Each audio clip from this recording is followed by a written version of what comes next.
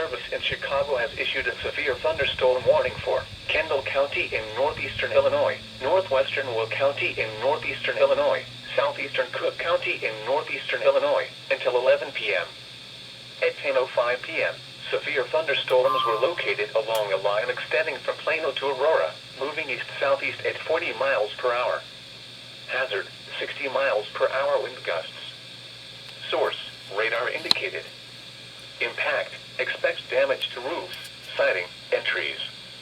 Locations impacted include Aurora, Joliet, Naperville, Bolingbrook, Orland Park, Tinley Park, Romeoville, Plainfield, Woodridge, Oswego, Oak Forest, Harvey, Lockport, New Lenox, Palmer Glen, Blue Island, Alfib, Madison, Mokina, Frankfort, Yorkville, Lemont, Channahon, Minooka, and Plano.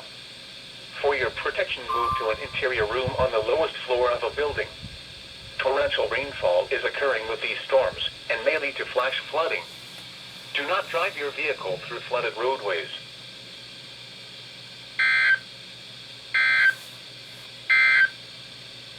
The following is a flash...